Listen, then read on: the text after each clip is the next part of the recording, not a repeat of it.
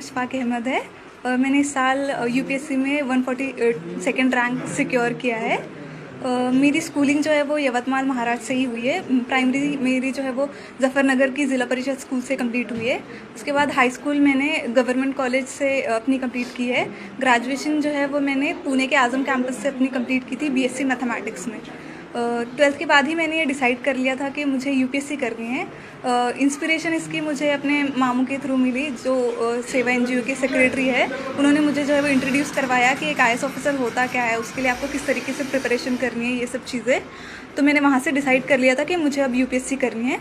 तो फिर ग्रेजुएशन के फ़ौरन बाद ही जो है वो मैंने अपनी प्रिपरेशन स्टार्ट कर दी थी यूपीएससी के लिए। पहले मैंने जो है वो अपना फर्स्ट अटैम्प्ट मुंबई से दिया था, हज हाउस से।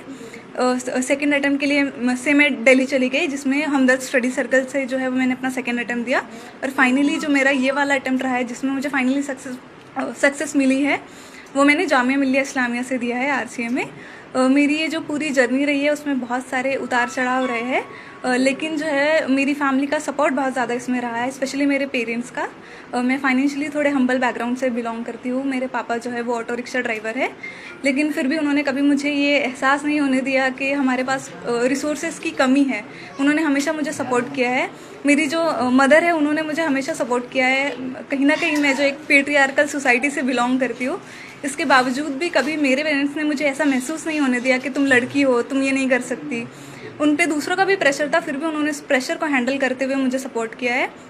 मेरी पूरी फैमिली, फ्रेंड्स, टीचर्स, सब ने मुझे इस जर्नी में जो है वो बहुत ज़्यादा सपोर्ट किया है।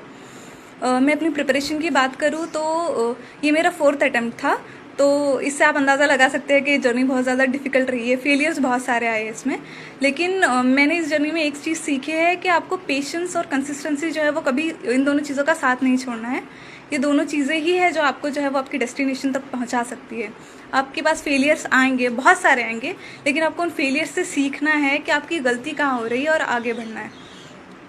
जो आने वाली पीढ़ी है, नए बच्चे हैं जो ये सोचते हैं कि कैसे मुकाम तक पहुंचना है, तो उनके लिए क्या सलाह देना चाहिए? मैं यही कहना चाहूँगी कि आप कभी ये मत सोचें कि आपने जो सपना देखा है वो पूरा होगा या नहीं।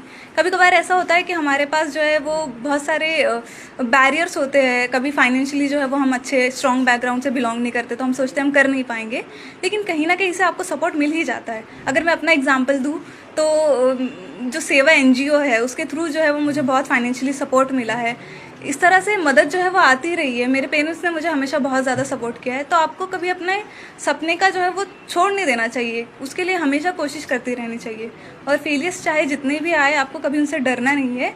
उसको एक सबक की तरह लेना है कि इससे आप कुछ सीख रहे हो, कुछ इम्प्रूव करने की आपके पास एक अपॉर्चुनिटी है, जिसको आप जो है वो अपनी लाइफ में अप्लाई करके आगे बढ़ सकते हो।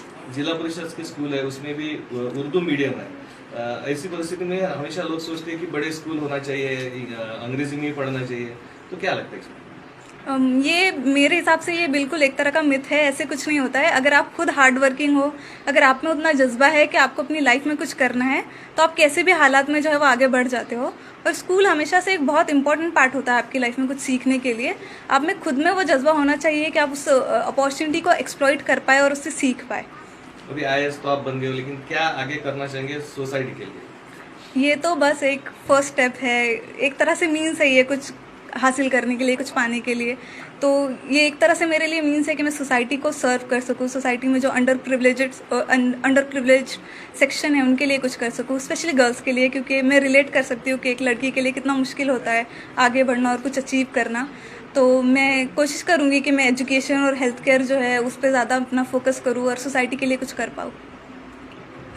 हमने सुने कि आपका खुद का घर भी नहीं है, तो पढ़ाई के लिए जैसा जो भी बोलना है बाकी बच्चों को, बहुत सारे लोग बोलते हैं कि भाई पैसा लगता पढ़ाई के लिए वगैरह, तो उसके बारे में आप क्या बोलना चाहेंगे? देखिए, ये सारी तो सेकेंडरी चीज़ें होती है। आपको खुद का घर चाहिए, पैसा चाहिए, ये सब होते हुए भी अगर आपके पास अपना खुद का ही कोई जज्बा नहीं है आगे बढ़ने का, आप में खुद में ही वो लगन नहीं है कुछ करने की, तो आप कुछ नहीं कर सकते। अगर आपके पास वो जज्बा है, अगर आप जो है वो हार्ड वर्किंग है, अगर आप सोचते हैं कि आप कुछ अचीव करना चाहते हैं और उसके लिए कोशिश करते हैं, तो फिर रिसोर्सेज तो कहीं ना कहीं से आ ही जाते हैं। हम ऐसी सोसाइटी में रहते हैं, इसके लिए हमें ग्रेट